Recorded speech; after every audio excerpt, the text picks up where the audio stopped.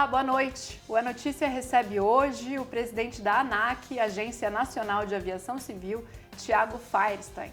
Ele traz na bagagem para esse cargo as experiências como diretor da Infraero e gerente da Agência Brasileira de Desenvolvimento Industrial. Tem um mandato que vai durar até 2030.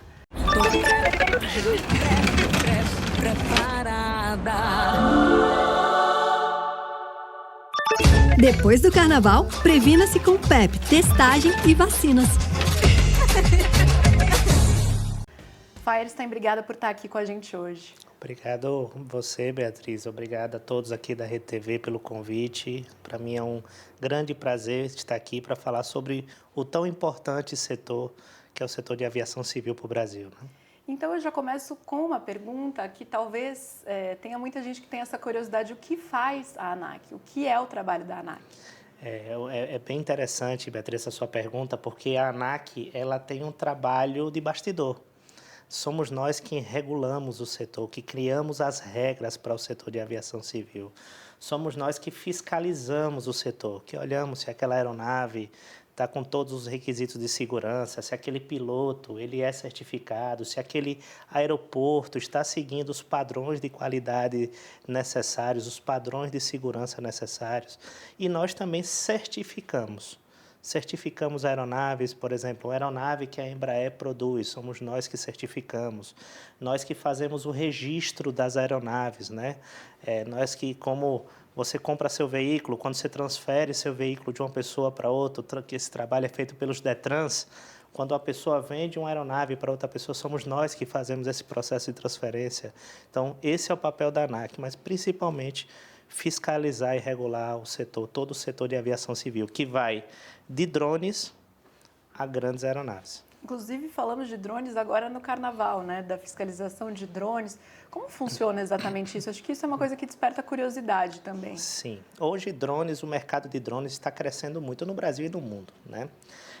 E nós, na ANAC, nós cadastramos esses drones, os legais, e criamos regras, existem regras para que esses drones voem com segurança, como criação de plano de voo, informar para a ANAC que tipo de trabalho será feito e, com isso, a gente garantir que vai haver uma segurança naquela operação, porque hoje um drone ele voa alto, ele pode interferir na aeronave. No Carnaval, por exemplo, voos de drones próximo à cabeceira da pista do aeroporto de Guarulhos. Estou falando do maior aeroporto da América Latina. O aeroporto ficou parado, fechado por 3 horas. Foram vários voos desviados. Tiveram A380, que é um voo com 500 passageiros desviados, por conta de um voo de um drone, que é um equipamento muito pequeno. Então, nós estamos cada vez mais aperfeiçoando nossa regra. Não adianta ter a regra se não tiver fiscalização. Então, a gente precisa ampliar esse efetivo de fiscalização para que os drones sejam um mercado que não atrapalhe, não comprometa a segurança da aviação civil tradicional, né?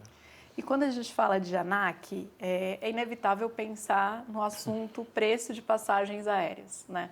O senhor várias vezes é perguntado sobre isso e queria uma leitura do senhor sobre como é o patamar das passagens aéreas no Brasil hoje e o que pode ser feito para reduzir esse valor. Primeiro, Beatriz, que é normal você hoje consultar o valor de uma passagem aérea, por exemplo, uma ponte aérea do Rio para São Paulo, e você achar preços mais caros que uma viagem para a Europa ou para os Estados Unidos. Isso acontece, as pessoas relatam, isso é verdade, tá? Mas eu vou falar agora dados ANAC, que são dados nossos, que nós recebemos todos os balanços, os valores de passagem, todos os dados econômicos das companhias aéreas. Em 2025, a tarifa média de passagem aérea foi de R$ 646. Menos de 6% das passagens comercializadas foram acima de R$ 1.500.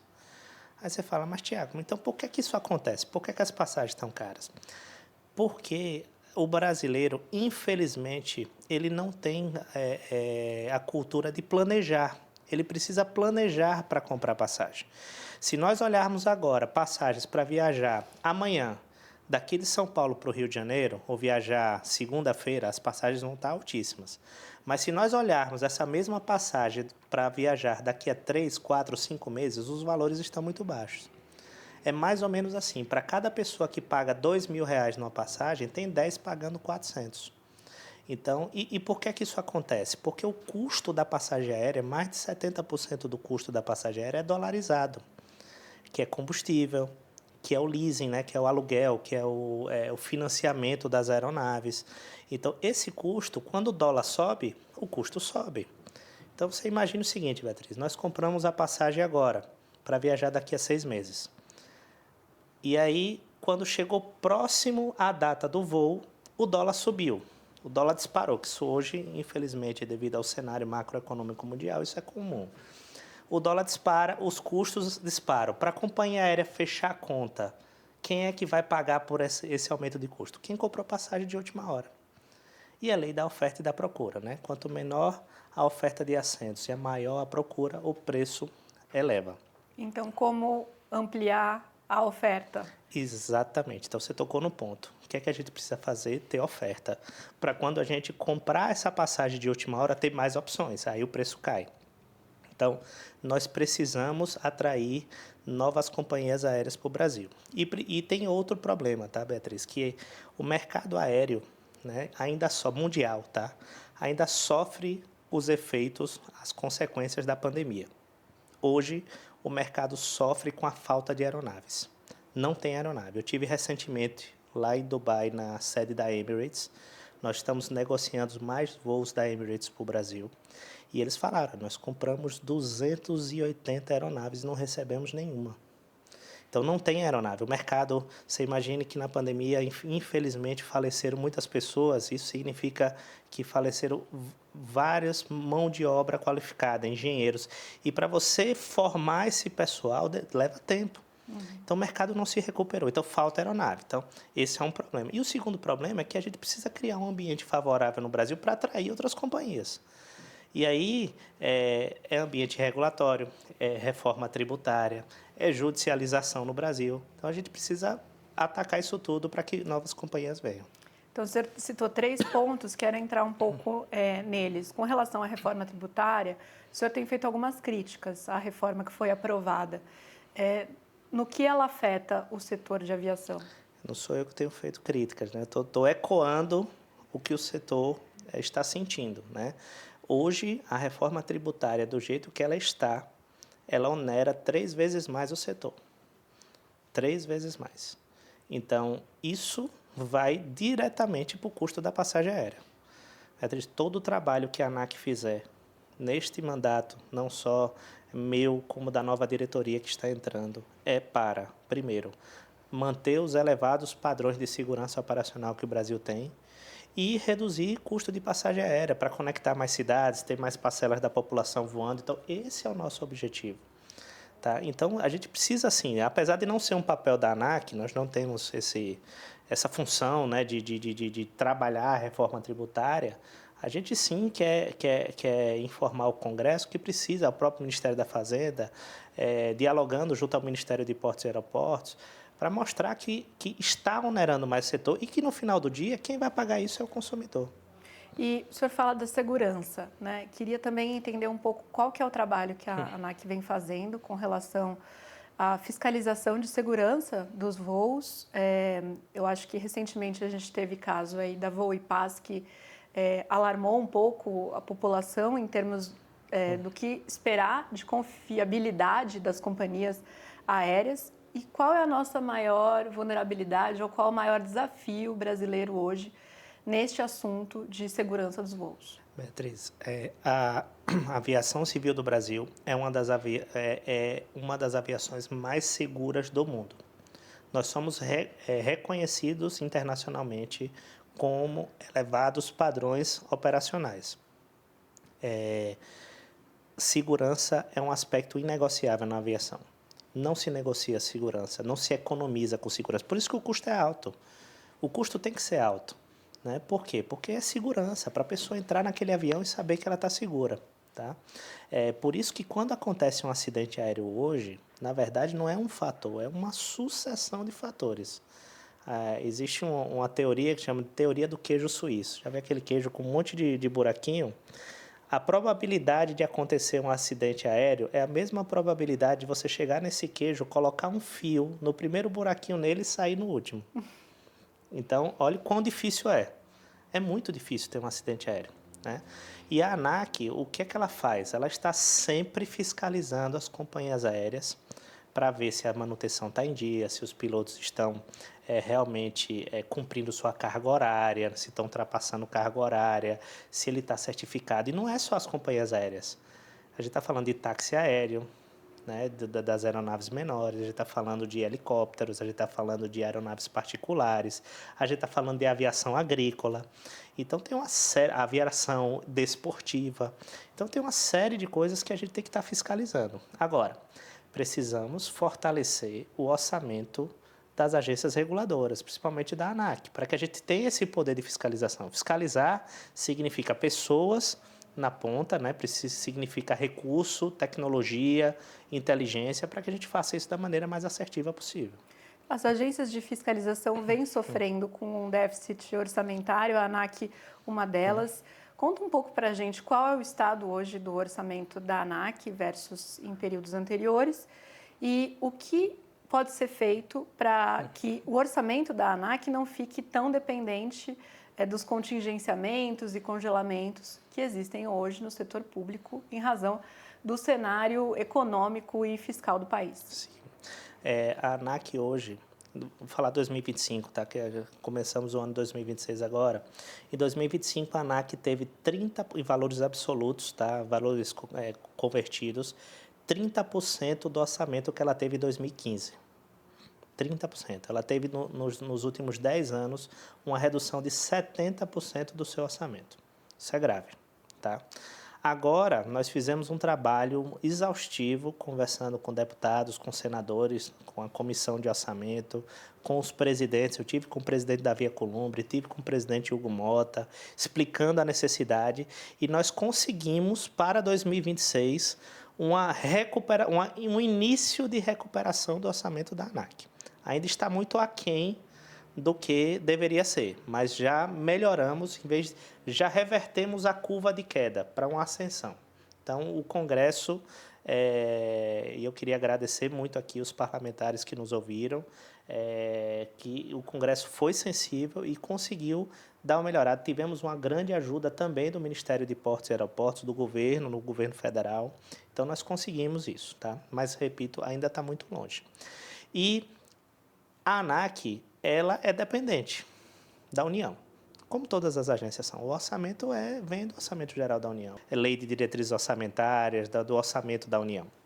Então, nós temos que estar o tempo inteiro sensibilizando, porque se a gente juntar o que nós arrecadamos com outorgas de aeroportos, com taxas, com multas, etc., o nosso orçamento é muito abaixo do que é arrecadado, mas infelizmente isso vai para os cofres públicos, né, para o Tesouro, e aí a partir do orçamento que se destina o recurso que vem efetivamente para a agência. E concretamente, o que significa ter menos recurso na Agência Nacional de Aviação Civil? Então, o risco é qual? O que fica prejudicado no trabalho? Principalmente falta de fiscalização. Falta de fiscalização é o clássico. Mas, por exemplo, ano passado, quando houve o contingenciamento do orçamento, o corte do orçamento, né, mais ou menos ali meados do ano passado, a gente suspendeu prova de piloto, prova de comissário. Chegamos a uma situação na ANAC onde licenças de Windows tiveram que ser cortadas de servidores. Então, como é que a gente faz fiscalização se efetivamente o servidor não tem nenhum computador para trabalhar? Então, isso é grave. Então, eu gosto de dizer que realmente isso significa falta de fiscalização. Falta de fiscalização significa você abrir uma porta para o ilícito, né, para os erros acontecerem e a gente comprometer a aviação do nosso país. Quero falar de um assunto que rende bastante polêmica, que é os passageiros encrenqueiros, digamos assim, que criam problema nos voos e muitas vezes têm que ser retirados das aeronaves. A ANAC tem discutido esse assunto e o que pode ser feito pelos tripulantes. Em que pé que está essa conversa agora? Eu vou te dar a notícia aqui em primeira mão. Primeiro, Beatriz, dizer que esse é um tema preocupante no Brasil, tá? Nós tivemos, em 2025, quase 1.400 casos de passageiros indisciplinados. né? A gente a gente vivenciou passageiro dizendo que tinha bomba em voo, passageiro agredindo um comissário, passageiro quebrando o aeroporto, passageiro tendo atos de importunação sexual, de racismo. Então, assim, uma série de casos tivemos o ano passado. Precisamos combater. Que são crimes, não são um mero desentendimento são crimes. Trivial, né? São crimes. Mas o que é que acontece, Beatriz? Acontece o seguinte, que aquela pessoa comete aquele crime, eu chamo ilícito porque tem caso que é crime, tem caso que comete aquele ilícito, ela é retirada da aeronave, ok, ela vai responder aquilo criminalmente ou civil, ou seja lá o que for, a depender do que ela causou, mas ela entra no próximo voo. Uhum. Então, o que é que vai desestimular aquela pessoa a realmente parar de cometer aquele ato?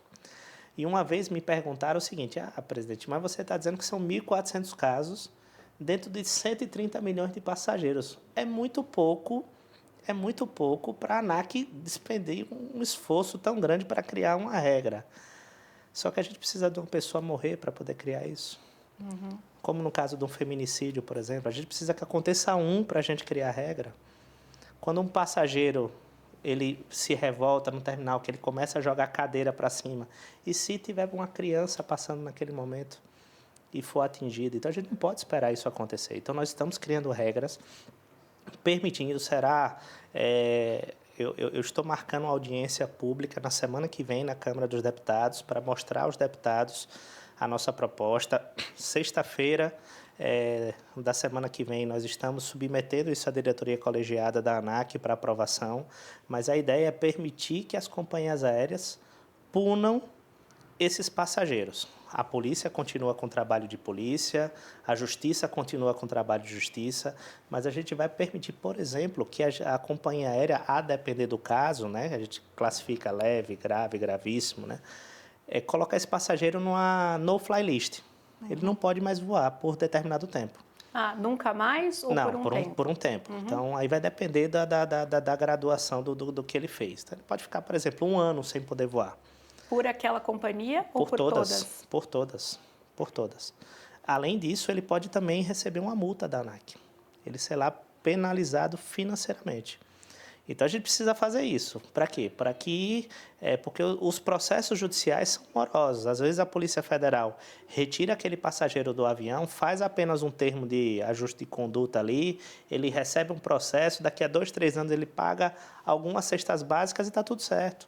E durante esses 3 anos que ele está sofrendo, está respondendo o processo, ele continua voando e ele pode cometer o ato novamente. Então, nós vamos permitir às companhias aéreas, assim, punir esses passageiros indisciplinados. Então, essa é a notícia em primeira mão que o senhor traz aqui. A gente vai assistir na semana que vem essa intensificação desse debate e a diretoria da ANAC deve aprovar a resolução nesse sentido, Exatamente, exatamente. Companhias aéreas poderão punir os passageiros que cometerem ilícitos dentro do avião ou dentro do saguão do aeroporto. E como vai ser a descrição do que são esses ilícitos? O que vai se enquadrar? Que tipo de comportamento vai se enquadrar ali? Isso vai ser definido também pela ANAC? Isso, na verdade, já é definido por lei. O Código Brasileiro da Aeronáutica ele já fala o que por exemplo, agressão física a um tripulante. Isso é considerado uma falta gravíssima. Isso já é estabelecido em lei, nós vamos regulamentar o que já está escrito na lei. Então, a lei já gradua. A única coisa é que a lei ela diz que importunação sexual é um caso grave, não é gravíssimo. E nós estamos querendo, na regra, transformar a importunação sexual em caso gravíssimo. Porque realmente não dá para tratar uma importunação sexual como apenas o empurrão que uma pessoa dá em outra no voo. Então, a gente realmente entende. E, repito, esse processo é um processo que já vem sendo discutido por alguns anos e passou por consulta pública, né? A gente ouviu a sociedade, ouviu as companhias aéreas e agora a gente consolida isso numa proposta final. E o que o senhor espera ouvir dos deputados ao levar esse tema também ao conhecimento deles na semana que vem? Eu fiz um comprometimento, quando eu assumi a ANAC, de restabelecer pontes entre a agência e o poder legislativo e o executivo também. tá? Porque muitas vezes a gente cria resolução e a gente não apresenta isso para a Câmara dos Deputados e isso depois pode vir um projeto de lei que mude tudo o que a gente falou. Então, a ideia é realmente informar os deputados, né? A gente ter esse bate-bola, essa construção conjunta. Eu já venho conversando com alguns, né, durante esse processo de construção, mas realmente aproximar, para que o legislador ele esteja muito perto do regulador, porque, como eu falei, o que a gente está fazendo é regulando uma lei que já existe, que foi criada pelo próprio Congresso. E tem um outro assunto sobre o qual a ANAC vem se debruçando, que é de muito interesse das empresas do setor e também dos passageiros, dos clientes, que é a história da indenização, da responsabilidade moral das companhias aéreas por eventuais atrasos em voos, né? A ANAC vem dizendo, em consonância com muitas empresas e especialistas da área, de que é preciso fazer uma revisão de como essas indenizações são pagas hoje. Então, eu pergunto ao senhor, o que o consumidor vai sentir de mudança a partir desta revisão de indenizações e por que é necessário fazer isso? Vamos lá, primeiro eu vou começar respondendo de trás para frente. Por quê, tá? Porque, como eu te falei, Beatriz, aqui no início, eu estou tendo a oportunidade de viajar o mundo inteiro, saindo daqui, dessa entrevista, estou indo agora a Lima, né? E conversando com companhias aéreas do mundo inteiro, tá? E perguntando, vocês querem operar no Brasil? Vocês querem ir para o Brasil? O que é que a gente precisa fazer? E eu não ouvi de nenhuma, tá? É zero. Nenhuma delas diz assim, eu não vou para o Brasil porque não tem mercado. Nenhuma delas diz isso. Todas dizem, o Brasil é um grande mercado. O problema é que o Brasil, como eu falei, reforma tributária, né? Estabilidade jurídica e judicialização. Você sabia, Beatriz, que o Brasil concentra mais de 90% das ações judiciais contra companhias aéreas do mundo? Mais de 90% estão no Brasil, sendo que a gente representa apenas 3% do tráfego aéreo mundial. Olha que distorção jurídica. Hoje aqui tudo é motivo para judicialização. E você sabe o que é o pior? O pior não é o direito do passageiro, que ele sempre vai ter esse direito, se ele for lesado. O pior é que isso virou uma indústria. Você entra no Instagram hoje, você entra hoje no Google, tem lá as empresas, se o voo atrasou, ganho 10 mil reais. Teve casos em Rondônia, por exemplo, que não existem, como o pessoal fala na linguagem popular, advogado de porta de cadeia. A gente brinca dizendo que tem advogado de porta de finger, né, que é a saída da aeronave. Isso aconteceu em Rondônia. Advogados que ficavam com o voo atrasava, eles já tinham as procurações prontas com o nome dos passageiros dos voos atrasados. Quando o passageiro saía, o advogado fazia um pix na hora para a pessoa assinava a procuração e ele ia ter, então ele pagava, sei lá, 200, 300 reais para a pessoa e ganhava 5, 10 mil na justiça.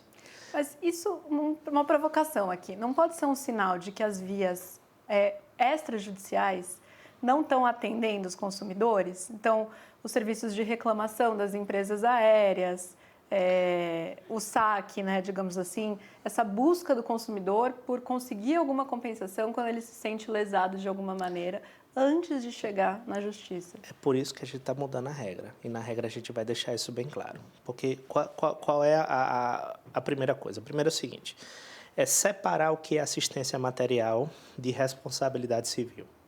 O que é assistência material? Atrasou o voo 2 horas, alimentação. A partir de 4 horas, caso haja pernoite, a companhia aérea tem que te dar alimentação, hospedagem e transporte de ida e volta para o aeroporto. Isso continua, tá? Isso continua, independente da responsabilização civil. O que é responsabilização civil? Quem é o culpado daquele atraso, daquele cancelamento, daquele dano? Tá? Então, aí a gente entra num outro fator, que hoje, do jeito que a regra está, é confuso. Então, hoje, qualquer que seja o motivo do voo atrasar, a pessoa entra na justiça e ganha. E eu não estou tirando esses casos que você acabou de citar, que ela tentou ir na companhia aérea. Isso é válido. Se ela não resolveu, ela vai para a justiça. O problema é que os casos não são só esses. A grande maioria dos casos o voo atrasou, como aconteceu aqui em São Paulo recentemente. Atrasou por um motivo meteorológico. A culpa é da companhia aérea. Vamos fazer o contrário agora.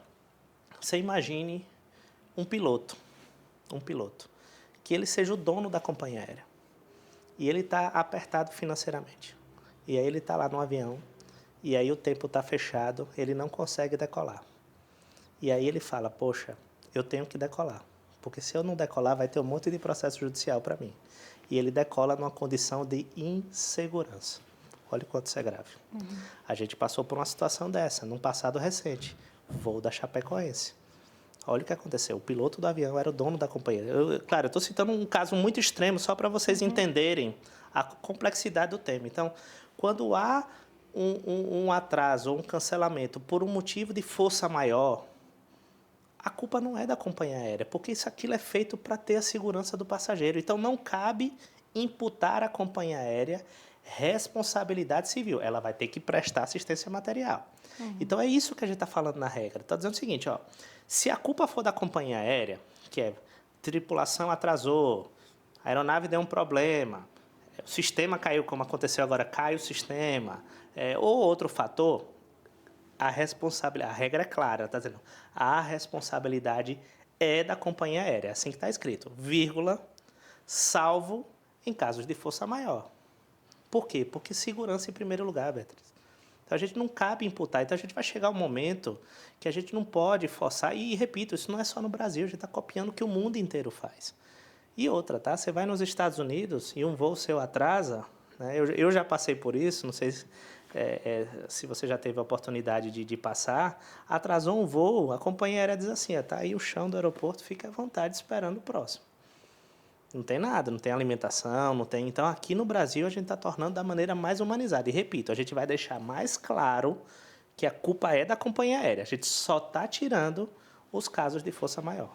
Mas tem algumas outras facilidades nos Estados Unidos, por exemplo. Se você chega atrasado e tem um lugar no próximo voo, não é um grande problema. Sim. Você não tem que pagar uma taxa para fazer uma alteração, algo que aqui no Brasil já é diferente. Então, como que a gente passa a mensagem para o passageiro no Brasil de que não é sempre ele que está saindo perdendo quando os debates são feitos sobre as companhias aéreas? Veja, o que nós estamos fazendo na regra é tirando apenas os casos de força maior. E por que a gente está tirando os casos de força maior? É para beneficiar o passageiro. Por que vai beneficiar o passageiro? Porque hoje 3% da tarifa que você paga hoje, que eu e você pagamos hoje, é para pagar o custo de judicialização. Então, quando uma pessoa dessa processa a companhia aérea, quem vai pagar a conta no final dele é todo mundo. Isso é repassado para o consumidor.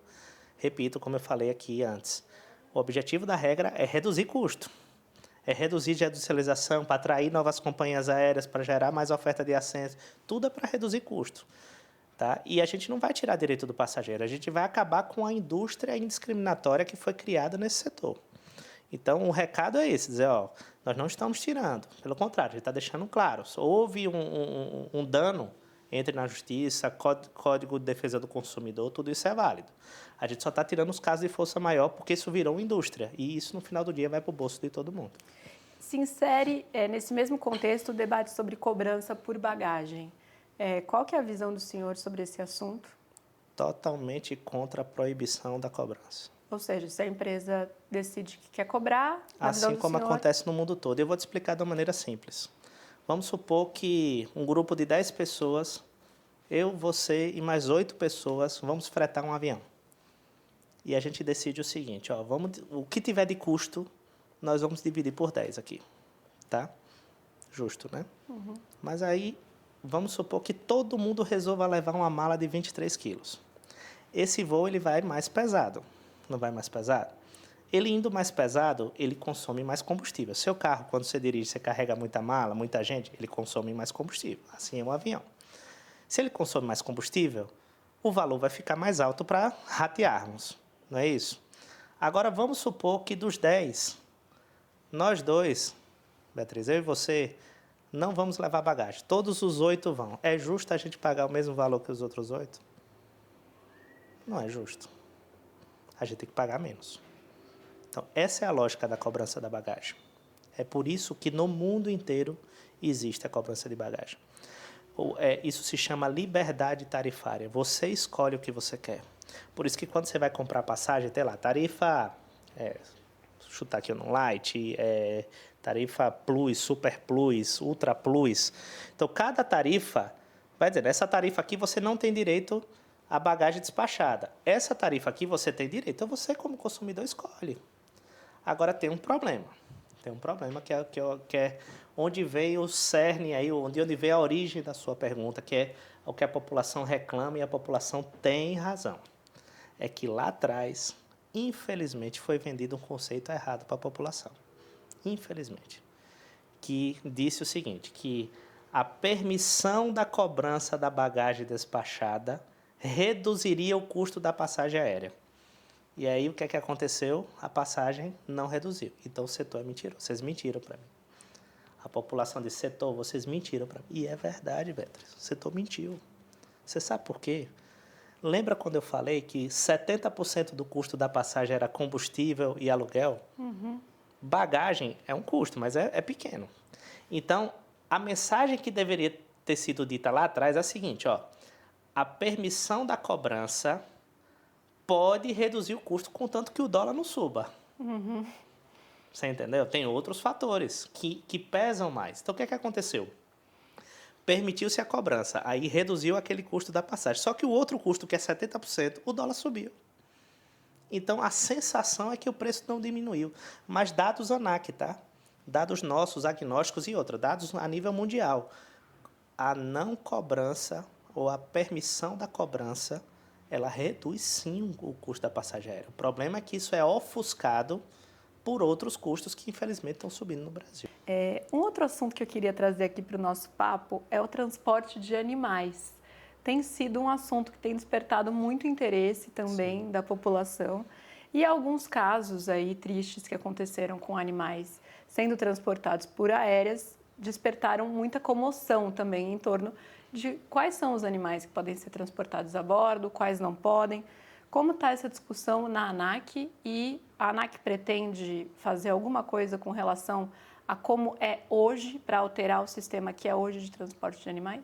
Veja, Beatriz, a gente tem que equilibrar uma coisa que é como eu sempre estou dizendo aqui na nossa conversa, que é segurança de voo. Tá? Inclusive, houve até projeto de lei onde se pediu a permissão de um pet gratuito por passageiro. Agora, você imagine todos os passageiros levarem um pet no voo. Isso compromete a segurança do voo, né?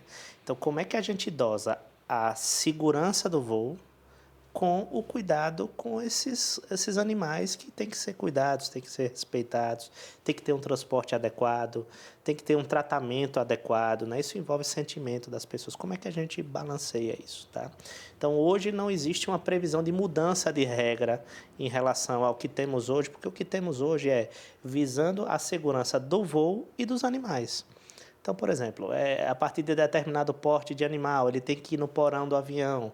Para ele ir no porão do avião, ele tem que estar dormindo, tem que estar com medicamento. Por quê? Porque o porão é um ambiente insalubre para ele, então é melhor para a segurança dele. Animais menores têm que ir na cabine, mas tem que ir embaixo do assento à sua frente. Então, essas coisas são visando a segurança de voo e a segurança dos animais. Se exige vacina, porque se esse animal ele sai no voo, ele morde alguém, ele não pode contaminar uma outra pessoa no voo. Então, a gente, como órgão regulador, a gente está preocupado só com isso, né? E manter o padrão de segurança operacional. Então, a gente entende hoje que a nossa regra de regulação, dentro de padrões mundiais, é adequada para o transporte desses animais.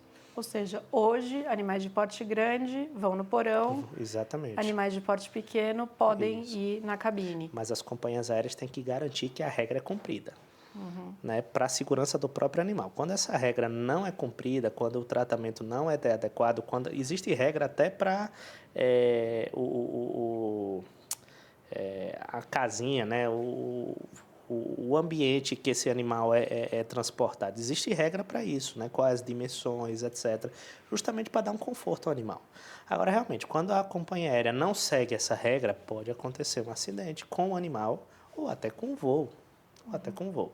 Então, a gente precisa estar com um olhar muito próximo, como agência reguladora, a gente quer ter a mão forte, observando se as companhias aéreas realmente estão cumprindo o que nós definimos como padrões, como regras que, repito, são regras internacionais, não são regras que foram criadas aqui no Brasil. E o senhor mencionou o fato de, dentro do Congresso, ter existido esse debate sobre poder levar um pet por passageiro. A questão das bagagens também virou tema para os parlamentares.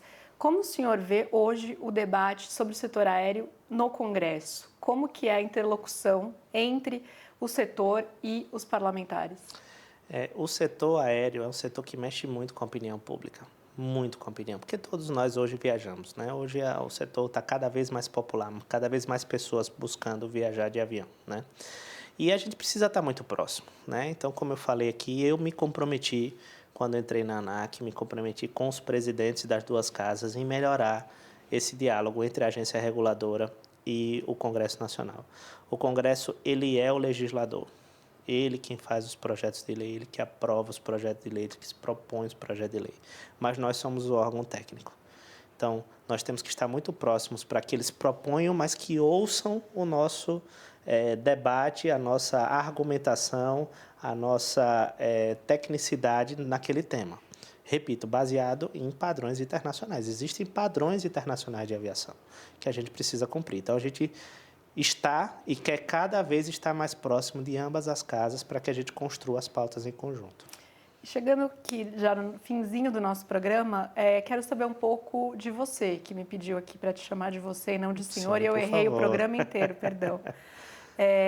Da onde vem essa relação com o setor de aviação? Onde ela começa? Eu sei que não é de agora, da ANAC, mas conta um pouco para a gente como que foi essa trajetória. Eu digo que eu sou abençoado, porque eu sempre fui apaixonado por aviação. Eu não fui piloto porque meu pai não deixou, tive que ser engenheiro, né? Mas sempre fui apaixonado. A decoração do quarto do meu primeiro filho é toda de avião, né? Então sempre tive essa paixão no setor. Meu primeiro concurso público que eu fiz foi um concurso para a Embraer, né? Assim que eu saí da faculdade. Então sempre tive uma paixão, por ironia do destino. Passei por outros setores, fui para o setor de petróleo e gás, de inovação, e por destino, por Deus, fui parar na Infraero, né? Pude ter um contato maior com o setor, conhecer um pouco mais do setor. Fiquei ali quase 2 anos e depois fui convidado pelo ministro de Portos e Aeroportos a assumir a presidência da ANAC, assumir esse grande desafio. E nem nos meus melhores sonhos eu imaginaria que a minha paixão por aviação viraria a ocupar um cargo tão importante, tão necessário e que tem uma responsabilidade muito grande perante a sociedade brasileira, que é a presidência da ANAC. E dá para manter a paixão e o encanto trabalhando todo dia com o assunto? Ou tem algo aí que decepcionou? Não, tem que ser apaixonado para trabalhar no tema, né? Então, é igual a medicina, né? Medicina é uma profissão que exige muito do profissional, da pessoa. Tem que ter paixão para ser médico. Eu digo que para trabalhar na aviação tem que ter paixão. Então, a gente vê, não estou falando só em relação à ANAC, a gente vê, quando você conversa com pilotos, você vê pilotos apaixonados, você vê tripulantes apaixonados, você vê mecânicos de voo apaixonados, você vê mulheres, a gente precisa estimular as mulheres na aviação. É tão bonito você ver uma mulher piloto, uma mulher mecânica de aeronave, você vê mulheres cada vez mais ativas nesse setor.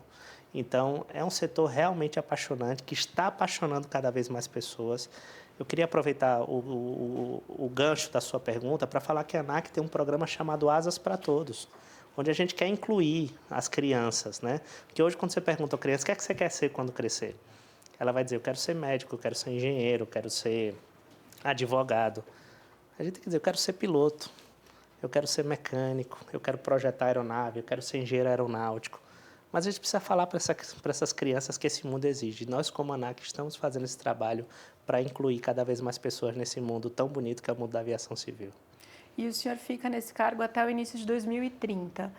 Qual a principal mudança que o senhor gostaria de ver neste mandato no setor? Então, qual é a marca que gostaria de deixar? Acho que uma delas o senhor vem falando aqui, que é ter um relacionamento mais próximo ali com autoridades públicas que estão diretamente e políticas envolvidas em decisões de interesse da população, como os parlamentares, né?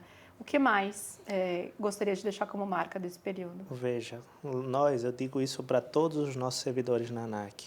Nós não estamos lá pelas companhias aéreas, nós não estamos lá pelos aeroportos, nós não estamos lá pelos táxis aéreos, pelos proprietários de aeronaves, nós estamos lá pela população brasileira. Nós temos que entender que nós estamos trabalhando pela sociedade brasileira, via o nosso setor, que é o setor de aviação civil. Então, a minha grande entrega é uma entrega para a sociedade. O que é essa entrega para a sociedade? Passagens mais baratas, mais parcelas da população voando, mais cidades conectadas, mais rotas no Brasil, mais companhias aéreas no Brasil. Essa é a minha agenda. É para isso que nós vamos trabalhar. Mantendo toda a agenda regulatória que a ANAC já tem, que é a agenda técnica, que é uma agenda de segurança operacional, mas a gente precisa ter essa visão de mercado, ou essa visão de população, que o Brasil precisa voar mais, a população brasileira precisa voar mais, porque voar mais significa crescimento econômico, crescimento do turismo, desenvolvimento social, desenvolvimento do interior do nosso país, desenvolvimento regional. Isso significa crescimento do Brasil.